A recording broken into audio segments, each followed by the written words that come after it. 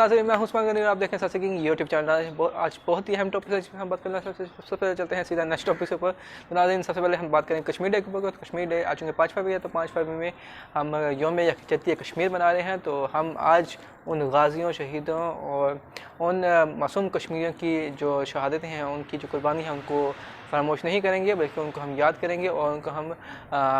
ये यकीन दिलाएंगे कि पाकिस्तानी इमाम जो थे वो पहले 72 सालों में भी इनके साथ शाना बशाना करे थे और आइंदा भी इंशाल्लाह उनके साथ शाना बशाना जो है वो खड़े रहेंगे। और इंशाल्लाह कश्मीर की आज़ादी का सूरज जो है वो जल्द तलू होने वाला है। और वो दिन दूर नहीं है कि जब पाकिस्तानी और कश्मीरी इमाम जो है वो बगैर जो है वो बगैर किसी रुकावट के जो है आपस में मिलजुल सकेंगे और कश्मीर के आवाम को भी आज़ादी का सूरज जो है वो देखना नसीब होगा। तो ऐसे चलते हैं नेक्स्ट टॉपिक हमारे पास बहुत ही अहम टॉपिक है। उसमें हम जो बात करेंगे वो करेंगे कि पाकिस्तान के जो अंदरूनी हालात हैं वो इस वक्त इंतहाई जो है वो ये कहते हैं कि कॉम्प्लेक्स हुए हुए हैं। और उसमें जो पीएम इमरान खान साहब हैं, उनको बड़े ज़्यादा किस्म यानी कि गंभीर किस्म के चैलेंजेस का इस वक्त सामना है, क्योंकि इस वक्त मल्टीपल डायमेंशन से प्राइम मिनिस्टर इमरान खान को जो है वो चैलेंजेस दिए जा रहे हैं, उनके खिलाफ खड़े किए जा रहे हैं। तो इसमें अब देखते हैं कि पीएम इमरान खान इन चैलेंज से नंबर आसमान कैसे होते हैं, इनसे निपटते कैसे हैं और उनसे सुरखरू होकर कैसे निकलते हैं। तो इसमें सबसे जो बेसिक चीज़ उसमें देखी जाएगी वो ये देखी जाएगी कि क्या पीएम इमरान खान साहब की जो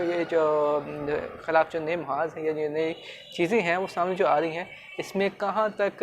इनकी गवर्नमेंट का अपना यानी कि वो नुकसान है या फिर और कहाँ तक जो है बैरूनी अपोजिशन यानी कि अपोजिशन जमातें और दो बाहरी मुल्क के जो प्रेशर है उसके अपने हवाले से देंगे कि उसका क्या रोल है इस वाले से। तो उसमें हम सारी चीज़ें नजर आएंगे। तो हम ये भी देखेंगे कि अब बैकेंड में एक बार फिर जो है वो बातें शुरू हो गई हैं, गर्म होना शुरू हो गई हैं। वो जी शिवाशी साहब एक बार फिर जेल से सलामत के हो गए हैं। वही सेम पुराना जो है ना, वो कहते हैं कि फ़िल्म रिपीट होने वाली है, जिस तरह से पहली नवंबर में 2019 में जितना फ़िल्म रिपीट हुई थी, तो उसी तरह वो कहते हैं कि अब ये दोबारा जो है वो मूवी जो है वो दोबारा रिपीट टेलीकास्ट करने की कोशिश की जा रही है। तो देखते हैं कि शहबाज शरीफ साहब जो हैं क्या दोबारा से उसी प्लान ऑफ एक्शन को देते हुए क्या वो इसी तरह फिर कोई अपना रास्ता निकालने के में कामयाब हो पाते हैं नहीं। तो ये तो आने वाले दिनों पता चलेगा। लेकिन एक चीज़ मैं आपको पहले तो कई वीडियो में बता चुका हूँ कि पाकिस्तान जो है वो उसने इंशाअल्लाह आगे जाना है, आगे बढ़ना है। और आगे जाने के लिए आपको पिछली चीज़ों को छोड़ना पड़ेगा, पिछली चीज़ों से छुटकारा हासिल करना पड़ेगा और पिछली जो आपकी गलतियाँ, कोताहियाँ, खामियाँ हैं उनसे आपको सीखना पड़ेगा, उनको दोबारा ना दोहराने का अज़म करना पड़ेगा। क्योंकि इसके बगैर जो है पाकिस्तान का आगे बढ़ना और आगे तरक्की करना जो है वो मुश्किल हो सकता है। क्योंकि सबसे अहम चीज़ जो है ये है कि जैसे कि मैं पिछले वीडियो में बता चुका हूँ आपको कि जी आप अगर आईफोन में आप एंड्रॉयड का सॉफ्टवेयर इंस्टॉल करना चाहेंगे तो वो कभी भी इसमें इंस्टॉल नहीं होगा और कभी भी वो उस तरह से फंक्शन, बल्कि पहली बात तो ये को इंस्टॉल ही नहीं होगा आईफोन में एंड्रॉयड का सॉफ्ट सिस्टम जो है, ठीक है, सॉफ्टवेयर जो है। तो इसी तरह अगर आप कोर i9 में आप विंडो 98 इंस्टॉल करने की कोशिश करेंगे तो कभी भी वो फंक्शन ही नहीं करेगी उसके अंदर उस तरह से जिस तरह के वो सिस्टम बनाया गया उसको फंक्शन करने के लिए। तो ये चीज़ें बहुत ही अहम है। तो इनको सबक सीखना चाहिए इस तरह की माजी गलतियों से कि दोबारा वो चीज़ें नहीं दोहरानी चाहिए और दोबारा से फिर वही एक्सपेरिमेंट जो आपने पिछले देख लिया हुआ है कि उसका खमियाजा आपने भुगत लिया हुआ है उस एक्सपेरिमेंट का, तो वो दोबारा रिपीट ना किया जाए। क्योंकि इसका बहुत ही बुरा इंप्रेशन जाएगा ना सिर्फ आवाम के ऊपर बल्कि जो इस तरह से काफ़ी ज़्यादा यानी कि आपको पता है कि आवाम जो है बाशूर हो चुके हैं, आवाम जो है वो मुकम्मल तौर पे समझ चुके हुए हैं कि ये जो अब माजी में क्या होता रहा है और अब क्या करने की कोशिश की जा रही है। तो उन तमाम चीज़ों का आवाम जो है बखूबी उसको समझ जाते हैं, फ़ौरी तौर पे उसको देख लेते हैं कि इसके बैकएंड पे कौन है और क्या चीज़ें हैं पीछे जो है वो बैकग्राउंड में चल रही हैं। तो शहबाज शरीफ का मामला देख लेना चाहिए, उनका आप देखने का अचानक से तबीयत ख़राब हो गई, फिर जिसने सीधा नवाज शरीफ की अचानक तबीयत ख़राब हुई थी तो वो अस्पताल पहुँच गए, फिर अस्पताल से फिर सीधा लंदन में निकल गए। तो इस तरह वही तो कहा जाता है कि शहबाज शरीफ अब अस्पताल पहुँच गए तो आप देखते हैं वो कहाँ निकलते हैं। तो लेकिन अगर वाकई बीमार तो उनको शिफा दें, उनको सेहत कामयाब दे, उनको जल्द से जल्द जो है वो सेहतयाबी की तरफ बिल्कुल उनको जल्द से जल्द रूबे सेहत करें। तो लेकिन जो इस तरह हम माजी में एक्सपीरियंस देख चुके हैं, तो ये उसी दोबारा से मैं जिस पर पहले भी क्वेश्चन रिपीट टेलीकास्ट करने की कोशिश की जाए, तो ये देखना बाकी है कि इसके आगे आने वाले दिनों में इसके नतीजे जो है वो क्या होते हैं। और दूसरा ये कि आसिफ अली ज़रदारी की बात भी करते चलें, तो उसमें हुआ कुछ हुआ कि आसिफ ज़रदारी साहब जो है वो सेम उसी पैटर्न को फॉलो करते हुए अब जो है उन्होंने मुस्तकिल ज़मानत के लिए जो था वो अप्लाई किया था क्या कहते हैं अपने केस में। तो उसमें अब उनको मुस्तकिल तौर पर जो है वो ज़मानत जो है वो दे दी गई है, यानी कि हाजिर इस नसर दे दिया गया है, यानी कि वो पेश तो होते रहेंगे, लेकिन अगर वो यानी कि उस केस उसमें चलता रहेगा, लेकिन अब वो हाजिर से मुस्तस्ना हो चुकी हैं, तो अब उनके खिलाफ यानी कि उस तरह से एक्शन नहीं लिया जाएगा। लेकिन ज़रदारी साहब जो वो छोटी छोटी चीज़ों पे अभी तक वो NRO जो है वो लेते जा रहे हैं, यानी कि वो ग्रैब कर रहे हैं, यानी कभी ज़मानत से हाजिर से मुस्तस्ना ले लिया, फिर कभी कहा जी कि फ़लाँ चीज़ है तो यहाँ पर मुझे थोड़ा टाइम दे दी जाए, तो इस तरह कर करें वो इस तरह से बार्गेनिंग जो है वो कर रहे हैं, और इस तरह से वो अपने लिए जो है वो राह हमवार कर रहे हैं। और क्योंकि ज़रदारी साहब को पता है कि उन्होंने ये टाइम जो है वो गुजारना है, और जैसे ही उन्होंने ये टाइम गुजार के मुकम्मल कर लेंगे, तो उनको फिर क्या कहते हैं कि हो सकता है कि वो कहते हैं कि जब नेक्स्ट टेन्योर आए या नेक्स्ट जो भी आए, तो शायद वो हालात उनके फेवर में हो, तो वो उस हालात से फिर जो है वो मैक्सिमम जो है बेनिफिट जो है वो हासिल कर सकें। तो ये चीज़ें अब माजी में होने, जिस तरह हम देखें कि माजी में भी इसने कहा कि जी पूरे हालात पुरसकून हो जाएंगी, सारी चीज़ें नॉर्मल हो जाएंगी, सारी चीज़ें जो है वो जो उनका जो है वो एक वो कहते हैं कि वो दूध किनारे बनना शुरू हो जाएंगी, शहद किनारे बनना शुरू हो जाएंगी, और इस तरह से फिर सारा जो है अमन चैन की बांसुरी बजना शुरू हो जाएगी। तो वो फिर कहते हैं कि एक टेम्परेरी ख्वाब दिखाई गए उस वक्त के हुक्मरान को, तो उसने फिर उनके बातों में आके फिर वो जो था वो उनको NRO दे दिया उन लोगों को। तो उसका फिर उनको पता था कि ये चीज़ें अब टेम्परेरी होती हैं, तो वही जिस बंद को उसने NRO दे के बाहर भेजा था, उन्होंने वापस आके फिर उसको इक़्तिदार से बाहर कर दिया, और फिर पाकिस्तान की तरक्की को जो 2002 से लेकर 2007 तक की हुई थी, उसको ना सिर्फ रोल बैक किया गया, बल्कि पाकिस्तान को कर्ज़ों की एक उस दलदल में धकेला गया जिससे निकलना नामुमकिन था। तो लेकिन पीएम खान की क्या कहते हैं कि उनकी हिकमत अमली थी कि उन्होंने ना सिर्फ पाकिस्तान के माशी तौर पर दिवाली होने से बचाया, बल्कि पाकिस्तान की जो इकनॉमिक कंडीशन थी उसको ना सिर्फ बेहतर किया, बल्कि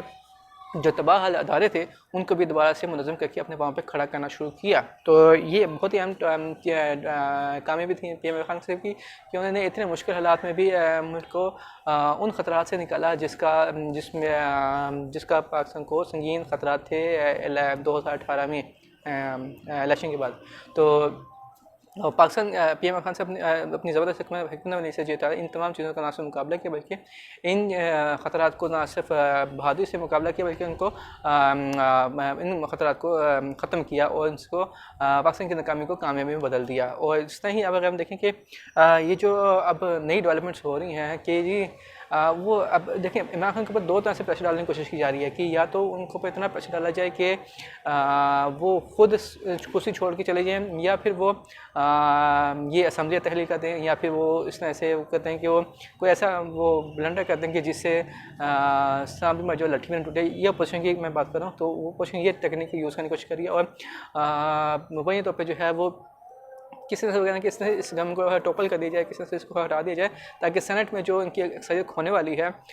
उससे बचा जा सके। तो अब अपोजिशन पीडीएम जो आती है उन्होंने फैसला किया कि उन्होंने 26 मार्च को ऐलान किया कि 26 मार्च को जो है वो लॉन्ग मार्च करेंगे इस्लामाबाद की तरफ। और ये लॉन्ग मार्च जो है वो देखते हैं कि पीपल्स पार्टी जो है वैसे तो बड़ी वो कह रही है कि हम ये लॉन्ग मार्च में फलां कर देंगे, ये कर देंगे, वो कर देंगे, हम शाना वशाना होंगे, ये होंगे, वो होंगे। तो उसमें भी पीडीएम के इजलास की कहानी भी बड़ी ज़बरदस्त वो मज़ेदार किस्म की थी। उसमें भी आखिर में काफ़ी तलखामी हुई इनमें आपस में अपोजिशन बात में, खासतौर पर पीपल्स पार्टी और नून लीग और मौलाना फजल रहमान में, और ख़ासतौर पे नवाज शरीफ साहब और जो इनकी यहाँ पे जो टेलीफोन रब्ता हुआ था जो उस इजलास के दौरान, तो उसमें भी काफ़ी गर्मा गर्मी हुई थी, काफ़ी तलखामी हुई थी। और बिलावल भुट्टो ज़रदारी साहब के खासतौर पर जब उनके ऊपर शुक्र शुबहात का इजहार किया गया दूसरी जमातों की तरफ से, खासतौर पर मुस्लिम दूसरी जमातों की तरफ, तो बिलावल भुट्टो साहब ने खासी नाराज़गी का इजहार किया और खासी खफी का इजहार किया। इस चीज़ के ऊपर काफ़ी मौसर जवाब दिया उन्होंने उन जमातों को। तो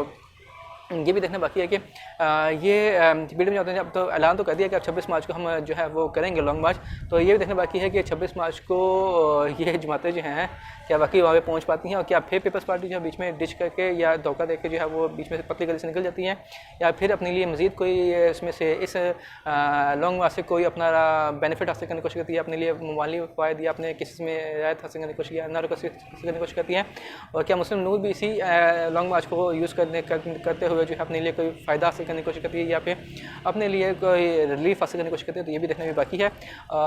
वैसे तो ये न कहा ही जा रहा है कि ये लॉन्ग मार्च जो था ये आवाम के लिए किया जा रहा है, लेकिन आवाम को पता है कि ये लॉन्ग मार्च किस मकसद के लिए किया जा रहा है और किन मकासद के लिए हसूल के लिए किया जा रहा है। और कहा ही जा रहा है कि ये इमरान खान को एक्सट्रीम प्रेशर में डालना चाहते हैं, और इमरान खान को चाहते हैं कि ये गुस्से में इमरान खान और कोई ऐसा गलत स्टेप उठाए जिससे ना सिर्फ ये सिस्टम रोल बैक हो जाए बल्कि जमहूरियत भी इस मुल्क से चली जाए। लेकिन पी इमरान खान को पता है कि अपोजिशन जो है वो क्या टैक्टिक्स यूज़ कर रही है, और पी इमरान खान जो है वो अपोजिशन को बखूबी जानते हैं। अपोजिशन अभी तक इमरान खान को समझ ही नहीं पाई कि इमरान खान पॉलिटिशियन है या क्रिकेटर हैं। तो जैसे अब तक जो इमरान खान की पॉलिटिक्स देखें तो वो इंतहाई बेहतरीन किस्म की पॉलिटिक्स थी, और उसमें उन्होंने अपोजिशन को संभलने का और ना ही समझने का मौका दिया, और उनको चारों चांद जीता और वो चित कर दिया। लेकिन अब हम बात करते हैं कश्मीर डे के ऊपर। तो कश्मीर डे जो था हर साल मनाया जाता है, और इसमें सबसे बड़ी बात यह है कि पाकिस्तान की आवाम जो है 72 सालों से ना सिर्फ कश्मीरी आवाम के साथ खड़ी थी, कल भी खड़ी थी, बल्कि आज भी उसी तरह शाना बशाना खड़ी है, और आइंदा हमेशा उसी तरह शाना बशाना खड़ी रहेगी। और कश्मीरी आवाम को कभी भूलने नहीं देगी कि पाकिस्तानी आवाम जो है वो उनसे गाफिल है या उनके हकूक़ से पीछे हट गई है। लेकिन पाकिस्तानी आवाम जो है और पाकिस्तानी हुकूमत जो है, पाकिस्तानी फ़ौज जो है वो इस वक्त कश्मीरी आवाम के साथ खड़ी है, शाना बशाना खड़ी है, और कश्मीरी आवाम को कभी भी तनहा नहीं छोड़ेगी, और उनकी हर मुश्किल घड़ी में उनका भरपूर साथ देगी। तो इस वक्त ये भी बताते हैं कश्मीरी आवाम को कि कश्मीर की आज़ादी का सूरज है वो ज़्यादा देर नहीं लगेगी तलू होने में। और इसी के साथ ये है कि कश्मीर के अवाम जो है उनका जो मुहासरा है, उनको जो लॉकडाउन है इतने सालों से, जो 1 साल मुकम्मल हो चुका है, तो वो भी इंशाअल्लाह जल्द ख़त्म होने वाला है इंशाअल्लाह। और मोदी साहब जो हैं वो अपने खोदे हुए गड्ढे में खुद ही गिरने वाले हैं। तो अब ये भी देखना बाकी है। तो इनके साथ हालात जो हैं वो इंशाअल्लाह बहुत तेज़ी के साथ जो है वो चेंज होने वाले हैं, और इन्हीं डायमेंशंस में देखा जाएगा कि मोदी साहब जो हैं वो क्या ब्लंडर करते हैं और क्या ऐसा हरकत करते हैं, क्या ऐसी हरकत करते हैं जिससे मोदी को जो है वो पता चल जाएगा कि ये हालात उसने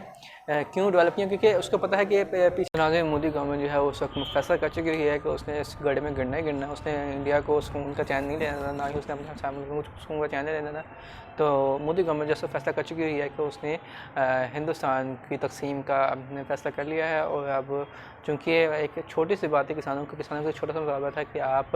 ये बिल वापस ले लें, जो काउंटरवर्शियल एग्रीकल्चर लॉज हैं ये वापस ले लें। इसमें किसानों के हकूक़ को तहफ़्फ़ुज़ किया गया था, यानी कि जो पहला पुराना बिल था उसकी बात करो, और ये नया बिल काउंटरवर्शियल एग्रीकल्चर लॉज जो अभी नए मोदी ने पास किए, इसमें चूँकि तहफ़्फ़ुज़ जो गवर्नमेंट की तरफ से दिया जाता था पहले किसानों को, वो वापस ले लिया गया था। तो अब किसान जो है वो ये चाहते हैं आपसे कि आप ये बिल वापस ले लें, ताकि किसान जो हैं वो बाइज़्ज़ती के साथ अपने घर जाके दोबारा से काश्तकारी खेती बाड़ी कर सकें और अनाज और बंदोबस्त पूरी दुनिया के लिए फराहम कर सकें, ताकि आप ना आपको कोई रोला हो ना उनको कोई रोला हो। तो लेकिन मोदी गवर्नमेंट जो है वो चूँकि वो इस वक्त अंबानी और अडानी के हाथों खेल रहा है, अंबानी और अडानी के हाथों इस वक्त वो फुल ब्लैकमेल हो रहा है। तो उस वक्त जो मोदी गवर्नमेंट है उसने फिर फैसला किया है कि जी मैं ये बिल किसी से वापस नहीं दूँगा, और ना ही किसी किस्म का जो है वो अब इनसे मुज़ाकरात होंगे। तो ये बहुत ही ख़तरनाक बात है, और मोदी साहब जो हैं वो ये हालात जो हैं बड़ी तेज़ी के साथ एक बड़े तसादुम की तरफ बढ़ रहे हैं, और मोदी गवर्नमेंट जो है किसानों के साथ बहुत ही भयानक किस्म का जो है वो 1984 स्टाइल का जो है वो ऑपरेशन जो है वो करने वाली है, बल्कि कर भी सकती है। और किसान जो हैं वो इस वाले से मुकम्मल तौर पे उनको पता है कि मोदी गवर्नमेंट का जो अल्टीमेट गोल है वो यही है कि वो कोई बड़ा जीनोसाइड करे इस वाक़े के बाद, और काफ़ी ज़्यादा एक तल्ख़ माहौल तल्ख़ सूरत हाल जो वो इंडिया में से पैदा होने वाली है।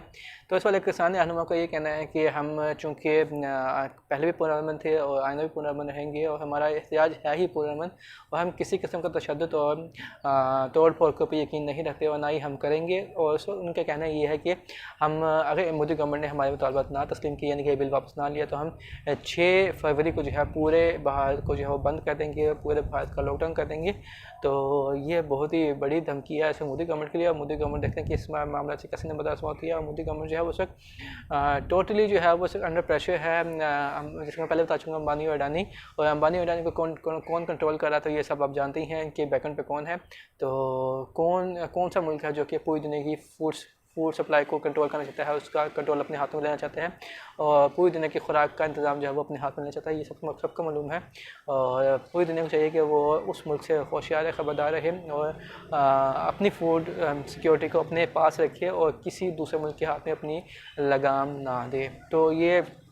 मोदी गवर्नमेंट जो है उसने अपनी लगाम जो है पहले ही उस मुल्क के हाथ में दे दी हुई है। तो अब फूड सिक्योरिटी का कंट्रोल जो है पहले अंबानी और अडानी को देगा, तो अंबानी अडानी को पीछे बैकेंड में जो मुल्क जो फूड सिक्योरिटी को कंट्रोल करना चाहते हैं वो फिर अंबानी और अडानी से मामले जो है अपने